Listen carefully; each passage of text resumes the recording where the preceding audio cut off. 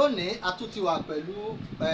ọba èdè àti àṣà fún ilẹ̀ Yorùbá, His Royal Majesty Ààrẹ Ọba His Special Majesty Ààrẹ Ọba Adéyẹmí. Ẹ káàbọ̀ sà, ẹ̀dẹ̀kù gbogbo ìgbà tá a máa ń wá sọ́dọ̀ yín torí pé àwọn àgbààgbà náà ló yẹ ká máa tọ̀ lọ nírú àwọn àkókò báyìí. Lórí àwọn nǹkan tẹ́ ẹ sọ ní ọ̀sẹ̀ tó kọjá, ọ̀pọ̀lọpọ̀ àwọn èèyàn náà ni wọ́n sọ onírúurú ọ̀rọ̀. Àwọn kan sọ pé òótọ́ ọ̀rọ̀ lẹ sọ, ká má bàa wà fàágùn. Ẹ dákun, ẹ sọ̀rọ̀ kan, ẹ ní ẹ̀yin kì í ṣe fáǹsì Gani Adams, ẹ kì í ṣe fáǹsì Sunday Igboho, ṣùgbọ́n lórí ọ̀rọ̀ ọjà tó ń lọ awuyewuye yìí gan la ṣe tọ̀ ẹ́ wá lónìí. Ṣé awuyewuye yìí, ṣé ìjà gbọ́mi sí omi òtó yìí, ṣé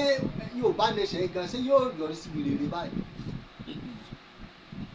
Mo kí atọ́kùn His Special Majesty Ààrẹ Ọba Ambassador Adéyẹmí olórúkọ tèmi. Tí atọ́kùn bá ń béèrè ọ̀rọ̀ tẹ́ bá ń fi Yorùbá nation yẹn ó máa ń hit mi because n tó fi hit mi pé nǹkan kan ń jó wa lára tó ju Yorùbá nation lọ as at now. N tó ń jó Nàìjíríà tó ń jó Yorùbá lára ó ju Yorùbá nation lọ báyìí. Mo sọ tẹ́lẹ̀ pé mi ò ṣe fáǹsì Gani Adams. Bóyá tí mo rí Gani Adams lójú korojú rí kí oko ń jẹ́ Gani Adams ńgbà yẹn torí tó bá fi fọ́tò yẹn hàn gangan yóò béèrè pé ṣé èmi leléyìí ní ayé ìgbà tó ń tẹ̀lé Fáṣẹ̀hùn, ayé ìgbà yẹn ẹ mọ̀ pé a lè fi wé Gani Adams sí àkókò yìí. Èmi ò tiẹ̀ rí Sunday Igboho lójú rí yàtọ̀ fún pé bóyá mo wò ó lórí online, bóyá lórí kinní kan èyí tí wọ́n sọ káàkiri, ṣùgbọ́n èmi kan sára sí fún ìgbésẹ̀ àkè tó gbé. Mo sọ níjẹ̀ ló pé bó tiẹ̀ ṣe àṣìṣe imú akátá léwó ẹnu adìyẹ kó ló yẹ ká ti gbọ́. Ìyí kọ̀ndíṣàn tá a wà nílẹ̀ Yorùbá, kọ̀ndíṣàn tí Nàìjíríà wà báyìí, ìjà kọ́ ló yẹ àwa Yorùbá, ìjà kọ́ ló yẹ wá. Mo sọ kíní kan nínú ètò kan tí mo ṣe kọjá, mo ní ìjọ mọ̀ pé Biafra tó ń pariwo 25%, 75% sí 80% Igbo ni ó support Biafra. Ṣùgbọ́n ò lè rí mi tí wọ́n ti ń bú Nnamdi Kanu kó orí kọ́ ọmọ Igbo kó support. Ẹ wò bó tá a dì kọjá. Ọ̀pọ̀ ò fẹ́ràn Peter Obi torí ọ̀pọ̀ complain pé gbàtó ṣe gómìnà àgbà tó ṣe kíní kan yẹn kọ́ là ń lọ. Ṣùgbọ́n kò síbi tó bá ṣe kankan lórí social media o lè rí kí Igbo comment kó tako Peter Obi. Ṣùgbọ́n kí Yorùbá jẹ́ ọlọ́run àwọn ọlọ́run, kó jẹ́ bàbá Jésù, kó jẹ́ alátẹ̀lé ànábì mo Yorùbá lálọ́sítẹ́, kó jẹ́ ẹni tí ó mọ̀ jù láyé, tí wọ́n bá gbé sórí social media bí wọ́n sọ̀rọ̀ ẹ̀, ọmọ ìyẹ́ ọmọ ìlú ẹ̀ oní ọkọ̀ tako pé ta ni ó di jèlú ẹ̀ lọ. Ọba àṣà àti èdè ilẹ̀ Yorùbá ni mí. Àwọn òṣèré, àwọn oníròyìn, àwọn entertainers, oríṣiríṣi àwọn èèyàn ni wọ́n kóra wọn jọ sọ pé bàbá yìí nítorí tó ń ṣe in entertainment industry, bó ṣe ń promote culture, bó ṣe support àwọn tíátà àti gbogbo ẹ̀ náà sọ pé wá jẹ́ ọba àṣà àti èdè ilẹ̀ Yorùbá. Àwọn tó sì jẹ́ ọmọ ìlú tèmi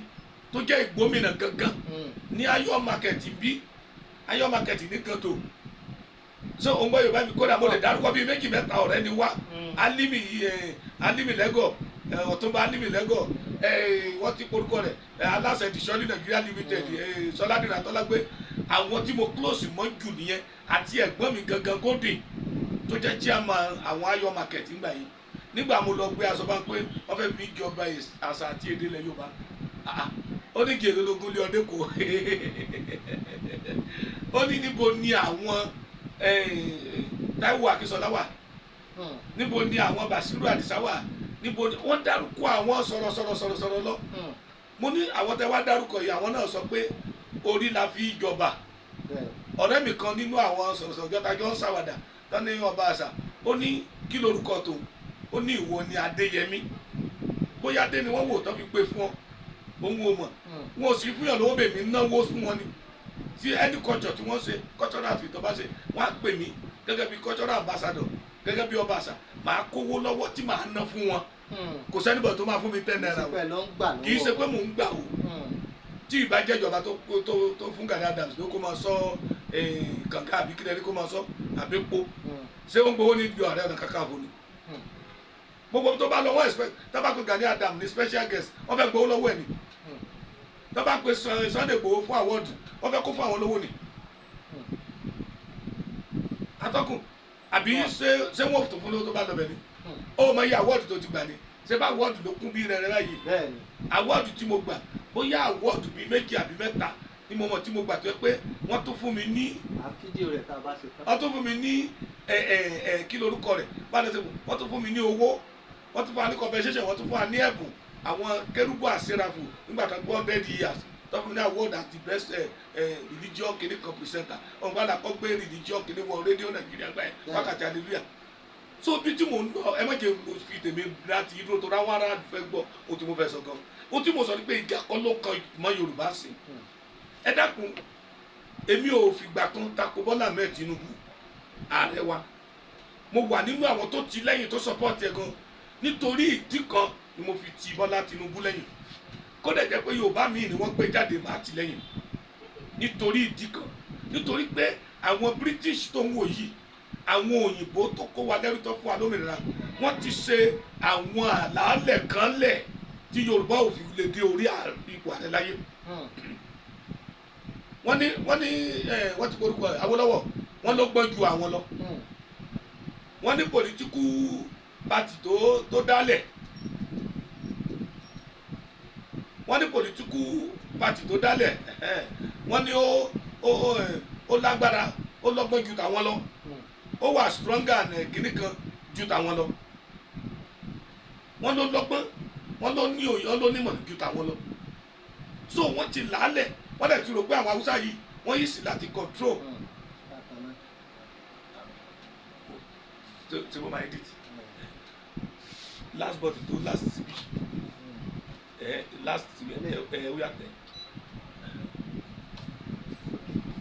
àwọn Haúsá tó ń wò yìí atọ́kùn wọ́n ti wò wọ́n pé olórí làwọn yìí nítorí ìtìjọbíjọ lórí pé wọ́n ti bìlí pé wọ́n dún control wọ́n rò pé wọ́n gbọ́ wọ́n sì mọ̀ pé wọ́n gbọ́n ṣùgbọ́n tí wọ́n fi ọ̀rọ̀ tí wọ́n pamọ́ sínú ni tí Haúsá bá wá ń jí ọ láàárọ̀ lójoojúmọ́ tó ṣe ránkàdédé yìí kẹ́ yìí kẹsàn ránkàdédé wàláhì ó fẹ́ pa ọ́ ni tàbí ó ní kankan pàtàkì tó fẹ́ gbà lọ́wọ́ ẹ̀ ṣùgbọ́n àwa Yorùbá àmọ́ bí wọ́n ṣe fi ẹ̀jẹ̀ sínú lọ́tùkún jáde ìjà kan ló kàn wá ń sìn ọmọ wa ló wà lórí oyè sí ìkànlé o gbogbo wa náà la mọ̀ bó ṣe bẹ̀rẹ̀ àmọ́ gbogbo ẹ̀ ṣe dàrú ṣùgbọ́n tá a bá tiẹ̀ fẹ́ Yorùbá nation atọ́kùn ẹ jẹ́ ká ti ọmọ yìí lẹ́yìn kó tiẹ̀ ṣàṣeyọrí towards the end of his tenure pé àwẹ̀wá Yorùbá nation yìí ó di dandan o kí àwọn èèyàn àwọn ọlọ́gbọ́n àwọn amòye tí wọ́n ti lọ United Nations tí wọ́n ti gbé kínní sí United Nations kí wọ́n máa bá a lọ lórí Gani Adams tó wá sọ ajìjàgbara Oòduà ló yẹ kó jẹ́ Ààrẹ Ọ̀nà Kakanfò mo gbọ́ kan ní ọ̀dọ̀ ààrẹ àpìtàn àbí kílẹ̀ pé ààrẹ àpìtàn bá àpìtàn lẹ Yorùbá àbí kílẹ̀ tó jẹ I respect you eré àti ẹ̀ nìyẹn ó ní Gani Adams lọ́fẹ́ fún Ààrẹ Ọ̀nà Kakanfò mi ò mọ̀ bóyá o ti gbọ́ tán yẹn ó ní Ọláàfin Ọ̀yọ́ pé ó ní Gani Adams sọ pé ó ní Gani Adams Sunday Igboho òun náà fẹ́ fún ó ní Sunday Igboho sọ pé ẹ jẹ́ kó ń lọlé kó ń padà wá ó dẹ̀ pé bàbá pé tọ̀ òun ò jẹ́ o nítorí ó ti mọ tó so mọ́ kò sí Ààrẹ Ọ̀nà Kakanfò tí kì í ní controversy kan kò sí Ààrẹ Ọ̀nà Kakanfò mi ò gbàdúrà kí Gani Adams kó kúkú yẹ̀yẹ́ o bẹ́ẹ̀ kò sí Ààrẹ Ọ̀nà Kakanfò tó fi ọwọ́ lọ rí bẹ́ẹ̀ tí ẹ lè yàtọ̀ tó bá ṣe tó tọ́ àti tó yẹ òun ló control PC lẹ́ni tí gbogbo ayé sì recognize torí fẹ́ẹ́ ṣe wíwá sí now òun ló yẹ kókó PC yẹn mọ́ra kó organize PC bí wọ́n ṣe organize ẹ̀ níbẹ̀rẹ̀ tẹ́kọ̀ tó bá gbọ́ PC ń bọ̀ àyà olè àyà ẹni bí yóò mọ̀ ẹja kí wọ́n sọ pé OPC ó wà ní ọ̀nà Ìbàdàn kí Gani Adams pẹ̀lú owó tó ní í ṣe tírílíọ̀nìà tó bá kọ́ bá tó Gani sí kìíní tírílíọ̀nìà ni kò sí tó kọ́ sí Gani Adams láti ra patrol vehicle àwọn kìlórúkọ yìí lọ́ọ̀sì mọ́ kìíní kan yẹn kó ra bíi 10-20 he has the money kó tún kọ́lá rẹ̀ kó ra kó organize àwọn ọmọ yìí kó tí ò bá fún wọn uniform kan má dàbí pé bóyá ó fẹ́ da militant sílẹ̀ kó kó fún wọn ní singlet OPC. ìjọba dẹ̀ wà ó dẹ̀ ní right láti fún wọn ní proportion. Ó ní àwọn ọ̀bọ̀n tí local person lè gbé tí ó dẹ̀ láṣẹ̀sì gbogbo ẹ̀. Inú aráàlú inú ìjọba máa dùn. Ẹ rí àwọn tọ́lọ́run pọ́nlé tọ́lọ́run pè léèyàn tó yọ̀ǹda fún tí ó mọ̀ gbé bílíọ̀nù pé àti ẹlẹ́yìn. Kí mọ́tò OPC mẹ́rin máa patrol Lagos Ìbàdàn expressway. Kí mọ́tò OPC mẹ́rin máa patrol Abẹ́òkúta kìíní tó yẹ pé bí kan bá ti ń lọ ìkan ń bọ̀ tí wọ́n dẹ̀ fún gbogbo public ní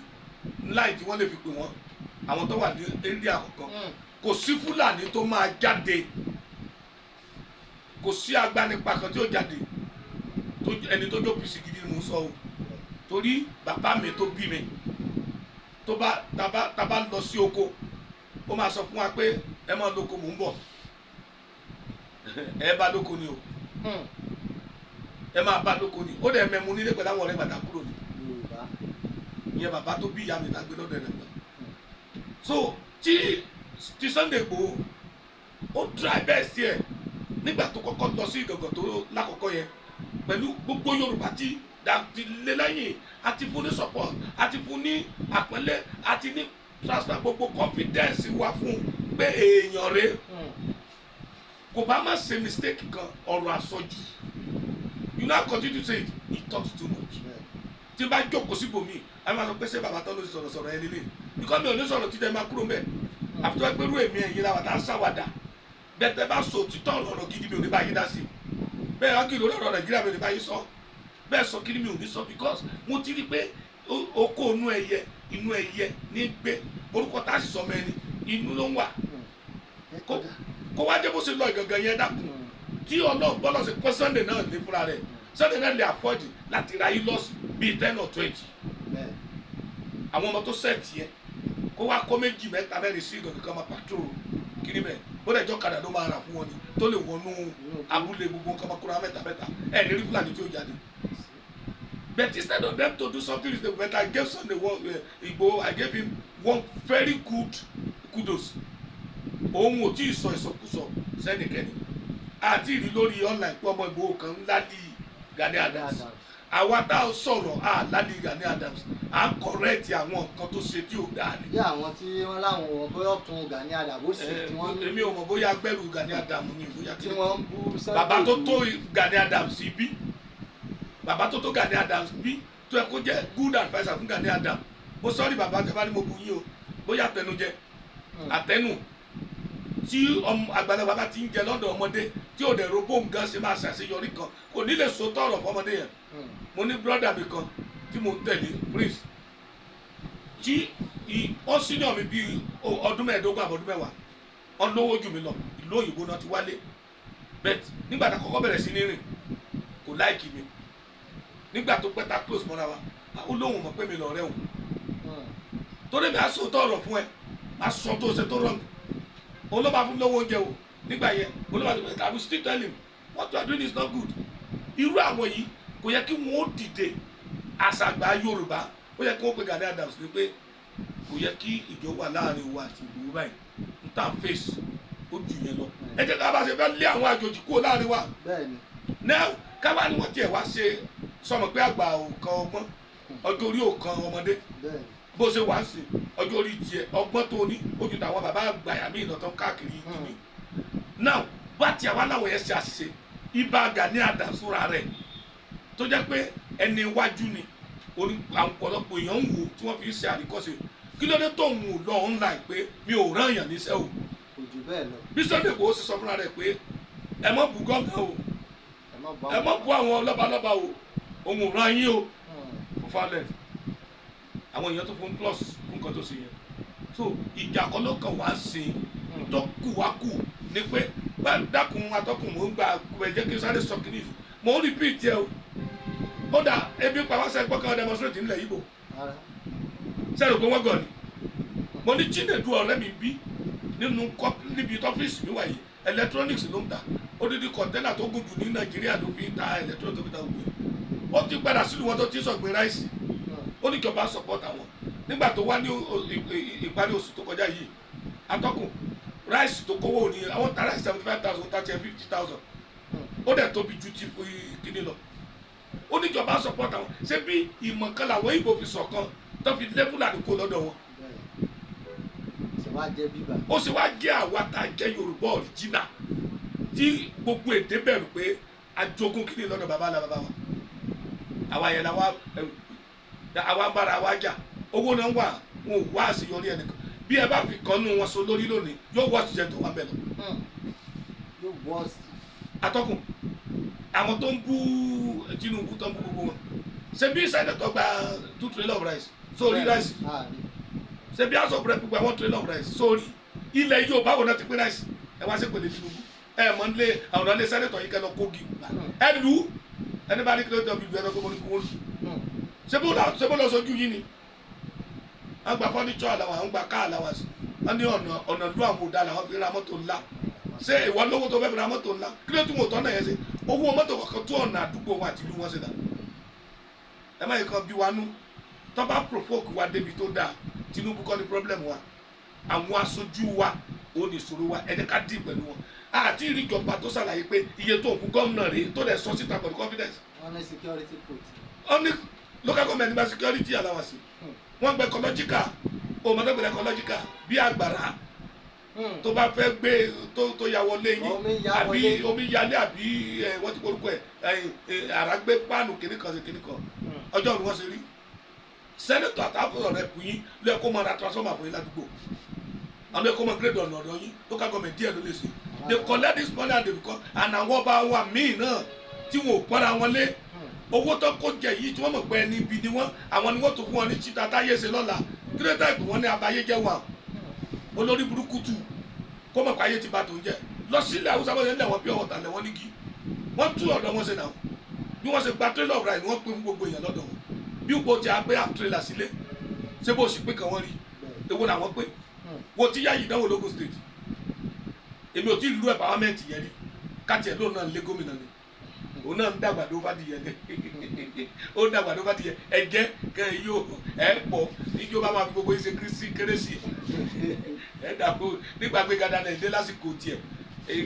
ẹjẹ àṣọ tọrọ fọmọ Nàìjíríà ṣèbọn ló wá láti gbé ìbò wọn bẹ̀rẹ̀ sí ní ṣàdúrà fún ni bó ṣe ń pín ọ̀kadà fún wọn ló ń pín ẹ̀rọ ọlọ́ta ní pín gbẹngàdé ọmọ kò sí ga àgùntàṣọ lò ní òṣè tó dáa ó fojú wọn hàn bàbá lé màwọn náà dúpẹ́ yóò dá fíríjì tó ń pín fún yín àti ọ̀kadà gbogbo ẹ̀ ṣé ẹ̀rọ pò lọ sẹ́sọ́ nílò èbò lórí gbogbo padà ní. mo ti rántí tòǹdó náà pé tẹ̀ka kó ṣe bẹ̀. ó tẹ̀ka kó ṣe wo àwa Yorùbá ní sọ̀rọ̀ Ọlọ́run ló yọ wá mo sì repeat ẹ̀ kó tó béèrè question mi tí a bá gba Oòduà àbí kí la fẹ́ gbà Yorùbá nation tá a gbà for 10 years a lè lọ lórí Sọlá a lè lọ lórí atọ́kùn ìwọ lọ sílùú ẹ̀kọ́ fẹ́ ṣe kánsẹ́lọ̀ wọ́n sọjọ́ tí yẹ lọ jí obì kónú oko ìtàn yẹn pọ̀ ìtàn burúkú wọn ò gbọ́ pé yẹ ẹ̀yà lè rí o wọ́n sọ fún ọ pé àwọn ká ní ibì kan tó ti kódà bàbá ẹ̀ tí gbogbo ayé respect tí wọ́n pọ́nlé yóò bá ní ìtàn burúkú tí ò ní mélè ìtàn burúkú tí ò ní mélè Yorùbá ó pàmòrà wọn but summary let's summarize everything àsìkò ìjà kọ́lé fún Yorùbá ẹni bá súnmọ́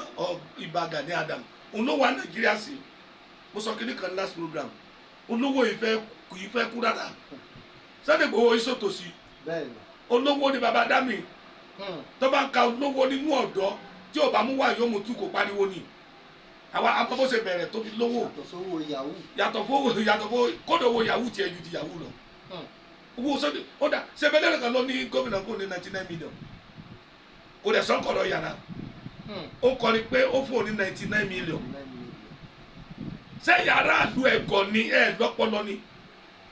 ẹ̀ sì lọ bá gómìnà yẹn káàtì ẹ̀ mọ̀ pé ó ti lọ tí ó lọ àbí sọ́ọ̀ṣì wà sí àti ẹ̀ wọ́n sì lọ bá gómìnà pé bọ́lá òtún 99 million tó fún yàn kí ló ní kó fi ṣe ẹ jókòó lẹ́kẹ̀tẹ̀ sílé yìí ẹ ṣe pèlè Tinubu tó sọ káàkiri. ẹ bá fún èèyàn 99 wọ́n 1 million kẹ́wọ́ yẹ empowerment. ó tiẹ̀ ó fi 99 yẹn ó ti pọ̀ jù má fún wọn 1 million 99 million ńlá pé times 2 so yeye tó jẹ́ okay times 4 99 times 4 ká máa fún each person ní 250 àwọn tó ní company tọmọ kan tó máa ní company power ara wọn káàtì ẹ̀ wá break it down ní ìlú yẹn ní state yẹn ní Ọ̀yọ́ state tó ti fún 99 million yẹn kan wá máa fún ECTC Ọ̀yọ́ ní 50,000 100,000 kò sẹ́ńtì òní rówó gbà ní ìpínlẹ̀ Ọ̀yọ́ ẹ̀dẹ̀ ní kò sówó ẹ nílùú lé. ìyẹn ni pé àwọn ìjọba wa gan wọn ò sòótọ́ fún wa. wọ́n ẹ̀yin náà mọ̀ pé wọn ò sòótọ́ ṣùgbọ́n wọ́n ti mọ̀ pé mú dẹ̀dẹ̀ náà mú òní àwọn tó ń rù. èmi ò ní kẹ́ ẹ kó kẹ́ ẹ mọ́ mo surprise n tó ṣẹlẹ̀ l'Abuja wọ́n ní ọlọ́pàá lé kírímínà ó wá yìnbọn sí kírímínà yẹn bóyá kírímínà ló pa bí ó tiẹ̀ ṣe kírímínà listen to me very well ó pa kírímínà kó pa kírímínà ẹ̀yin tẹ́ ń tajà nínú ọjà ẹ wá dáná sun ọjà ẹlẹ́yìn protest pé ọlọ́pàá wá yìnbọn tí ẹnìkan nínú ọjà yẹn ẹ dákun ṣé ọmọ Tinubu àtọmọ àìjì ló ní ọjà àbọ̀ ló ní ìsọ̀ tẹ́ jó mọ́tò tẹ́ jó nínú ọjà yẹn tí gbogbo yín jó ṣé ọ̀pọ̀ kí lórúkọ yà Nigeria is we are useless human being ṣé ọmọ Tinubu ló ní mọ́tò tẹ́ jó nínú ọjà ṣé ìyàwó Tinubu ṣé ó ń tajà ní Wùsẹ́ àbíkílẹ̀ pé mákẹ́tì ẹ̀ jó gbogbo ẹ̀. Look at Ensa's protest. Look at the way they do in the north. Àwọn kówó jọ, àwọn lọ bá senator, lọ bá sovereign, lọ bá chairman wọn, wọ́n gbowó lọ́wọ́ wọn. Níbí wọ́n jó police station, wọ́n jó supermarket, wọ́n jó hospital, wọ́n jó gbogbo ẹ̀. Ẹ ti wá jó tán, Tinubu ò ní ríbi lọ́mọ. Àbí ẹni tó yẹ pé borí bá ń fọ́ lónìí, torí bá ń fọ́ ọ̀tá Tinubu tó súnmọ́, wọ́n gbé lọ Amẹ́ríkà kí ni ò tó sùn. Lẹ́sẹ̀kẹsẹ̀. Ìwọ tó lówó tó mọ airport ogun tí wọ́n sì ẹlòmíràn olówó ra paracetamol mọ́ ìta kọ́sì náà pọ̀ nù ẹ̀ ṣùgbọ́n gbogbo òtún ní pé Yorùbá ẹ̀ dákun ẹ jẹ́ ká fi ọ̀tẹ̀ àti ìjà sílẹ̀ this time ẹ jẹ́ ká wà ní ìṣọ̀kan divided house ló ń finish wa. Divided house. Yes ó ní o èpèdè ní láti bẹ̀rẹ̀ ni ọ̀nà ti dáwọ́ lọ́wọ́ Akíntọ́lá bí wọ́n bá fẹ́ dájọ́ Yorùbá lónìí mọ́làgbọ́n Yorùbá ló fi ṣe jọ́ọ̀jì Yorùbá ló fi ṣe ọlọ́pàá tí ó torí ń pa wàràwàrà lè ṣera wa mo gbé north for about 50 years Kano to be precise. ẹ ti ẹ̀ sọ mi kan pé almost all the state of federation Bayelsa state capital yìí ló go àbí kan mi ò sùn rí I knew all the state of federation tẹ́lẹ̀ àti ọmọ Igbo bá ń ṣeré tọ́ bá pé Lagos kẹ̀ wúbi Lagos bá ní ó yá dárúkọ lú ẹ̀ ọba ní àfigè kíní kan pọ̀ kíní kan kìí ní ìkan mọ́ ni ìlú àbí mbànú àbí ìbàṣẹ àbí kíní kan àbí gbólólo tiwa ìlú ìtẹ́pọ̀ páàkì mọ́tò tọ́gọ̀kadà sọdá ìlú ẹ̀tọ́ pé tọ́ bá rí lé kan bíi ó di another 1.5 kilo kan tó rí lé mi ló fẹ́ fi wé Èkó tó jẹ́ pé òun jayé ọlọ́ba mẹ́ mo sọ kíní pé ó lè sọ pé wọ́n fẹ́ ní ìpínlẹ̀ Biafra lónìí kí ẹni tó ní ṣọ́ọ̀bù 20 ní trade fair tó nílé ní Ládìpọ̀ tó ní gbogbo ẹ̀ kó ló fẹ́ ṣe òun fẹ́ join nation kí náà fẹ́ rí bẹ́ẹ̀ bẹ́ẹ̀ bá gba Yorùbá nation lónìí bẹ́ẹ̀ gba Biafra lónìí àwọn tó so lórí náà ló máa so lórí yìí lọ atọ́kùn ò lè jẹ́ commissioner ò lè jẹ́ local government chairman bẹ́ẹ̀ torí ìwọ̀n mọ́ àwọn tó wà bẹ́ẹ̀ náà ni wọ́n máa rúlu wa lọ ó kàn jẹ́ pé ẹnu wo ka wọn díẹ̀ nga àti ẹ̀ jẹ́ ọ̀kan láti ti kókó wọ́n pariwo ńgbà kan wọ́n ní Lagos state government ló fẹ́ máa gbé owó parking níwájú lélẹ́gbẹ̀ẹ́ títí nìkéde kan wọ́n pa náà ní kò ṣẹlẹ̀ ọmọ Ìgbò ló lead the protest gbà yẹn o mo sọ fún ẹ pé mo gbé 72 Modebe street ní Onitsha mo dẹ̀ ní fast food ní ọba yẹn bá ní ọwọ́ mo wà ní Mena TV ló bò sígbà yẹn jẹ́ kí n ṣàlàyé kankan fún ẹ mọ́tò tó páàkì síwájú ilé níwájú ìta ẹ̀ gangan kó tó jí àwọn káńsù ti dé wọ́n fi kéde gàgàgàgà ti táyà rẹ̀ wọ́n wá fi ìwé sí wọ́n á lọ páàkì sí ojú títì níwájú ilé ẹni o níwájú ilé ẹni o ó wá mọ́tò wọ́ọ̀sì ìjọ àtọ́kùn ẹ kóòtù mi ẹni ìbò máa tẹ́ bá rí ẹni kó kóòtù mi fẹ́gẹ̀ o ni wọ́n pe ibi tí secretariat wọn wà lọ́nà asabara máa gbá bá ti wọlé láti asaba láti kí lórúkọ ẹ̀ river Niger bridge ẹ̀ yí àbàdì left o ni fẹ́gẹ̀ wà ibẹ̀ ni secretariat wọn wà o ò lè rí ẹnìkan tó yàtọ̀ sí ibo ni secretariat wọn gbogbo òṣìṣẹ́ tó wà mẹ́fà pátá ibo ni bó bá wá sọ ìbò pé abẹ́gì tó bá jẹ́ 50,000 náà kọ́ sórí ẹ̀ 50 ẹni wá sàn wọ́n á dẹ̀ tó gbowó tí wọ́n tó lọ bẹ́ẹ̀ fi fọ́ gàlagàlà kúrò wá sí ògbẹ́ Onitsha ló máa wọnú ọjà tó jẹ́ pé bó ṣe ń rajà ló ń san táàsì lórí gbogbo ọjà tó ń rà ní ẹ̀fúrúgbà tó lọ tó bá lọ rajà lójà tó bẹ́ẹ̀ lọ́dọ̀ ẹnìbọ̀ tó lọ ibi tó páàkì mọ́tò sí tó o bá rí eré abọ́kan tó mọ̀ bọ́ sọ mọ́tò yẹn ọba bá mọ́tò ọ̀dẹ bá pàtì ẹ̀ pé bẹ́ẹ̀ káṣù ni ó yọ ọ́ wà á máa wá local government wọ́n gbé lọ ni tó bá ṣe yẹn nílẹ̀ Yorùbá ń bí pé wọ́n fẹ́ rèsì rẹ̀ mẹ́rin àbí kankan bí mo bá ti ń sọ̀rọ̀ Yorùbá tó ti gbé bẹ̀rí tó ti fojú ẹ̀ rí nǹkan yẹn ni wọ́n mọ̀ sọ pé ẹ̀rí olórí ibú wọn wọ́n fẹ́ lé Ìgbò lọ ni. Did you believe pé nínú union nínú àwọn ọlọ́kadà àtàwọn onímọ̀ márùwá sọ mọ̀ pé ilẹ̀ Yorùbá láwa ilẹ̀ bàbá wa ń bí sọ pé Haúsá ní chairman tiwọn. ọ̀rọ̀ yẹn jọ mí lójú sà. Haúsá ní chairman tiwọn. nílẹ̀ Yorùbá. bẹ́ẹ̀ ni Ìgbò pọ̀ nínú ọlọ́kadà àwọn náà bá ti fi chairman tiwọn.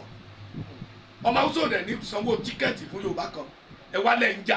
gẹ́yìn àgbà Yorùbá ronú séjà ló kàn wá kù àbí ká gbára wa. a fi kú ṣeré lẹ́kọ̀ọ́ a fi ogun ṣeré a fi wàhálà ṣeré a fi ìdààmú ṣeré níjọ́ tí ìjà bá pa Haúsá Fúlàní àti Yorùbá pọ̀ papọ̀ lẹ́mọ̀ gbogbo tẹ ní west ni wọ́n dájú wọ́n wà ní Kano nígbà Rehoboth riot wọ́n wà ní Kano nígbà Karakosa riot tí wọ́n ní confidence láti lọ nú prison lọ gé orí ẹni tí wọ́n lọ gbé pamọ́ sínú prison ṣé wọ́dà ò sí bẹ́ẹ̀ ni ṣé kò sí guide nínú prison ẹ̀yin Yorùbá tẹ̀ lọ́pọ̀lẹ́ wá bára yín jà sorry àgbà òsínú gbogbo Yorùbá tí wọ́n bára wọn jà ti stem ẹ wá ń pìtàn ìjọ wọn jólè Sunday Igboho ẹ mọ̀ nígbà tó fo window jáde ẹ mọ̀ nọ́ọ̀sì tó tọ́jú ẹ mọ̀ kí làásì mẹ́tì pẹ́ mọ̀ àṣírí ọmọ ìyá yín ẹ tú síta. ó yẹ ká wádìí àwọn gan dájú. kí làásìrí yìí pé wádìí ọmọ ìyá yín ẹ tó wá sọ ẹ wádìí ọmọ mọ́là tó ń bá ti yé yẹ ẹ wádìí báwo lẹ ṣe bí ó sọ fún àwọn tó ń gbà ní indigenous àwọn Àwórì tó wà lẹ́kọ̀ọ́ bíi pé ẹ jókòó sí orí ẹ̀tù àti ọ̀tá àbọ̀n orí ẹ̀tù àti ọ̀tá àbọ̀n lọ́nà agboolé wọn kí náà condemn ayé ẹ̀ condemn ayé ẹ̀ condemn ibẹ̀ ni wọ́n kó sí nínú ọgbà ayé condemn tí wọ́n dẹ̀ gbà tí wọ́n sọ bóyá 30,000 fún wọn bóyá kòtò rámsọ̀ ní sanwó gidi kan fún ẹ ìjọ believe àwọn tó wà mẹ́kì 50-100 lọ ìwọ òríjọ ọlọ́kadà Yorùbá bá kọ lọ́kadà Haúsá orí iye Haúsá ọlọ́kadà tí ó dúró ni sọ Yorùbá kan tí ó dúró pé ọmọ ìyá ni wọ́n wá ní wèrè ní Ìjẹ̀bú ọmọ burúkú ní Ìbàdàn ni ọmọ Ògbómọ̀ṣọ́ ṣé wọ́n ṣe tẹ́lẹ̀ rẹ̀ Kwara ogun owó lọ́sẹ̀ ogun owó ẹ̀fẹ́ ẹ̀sìpáyà nù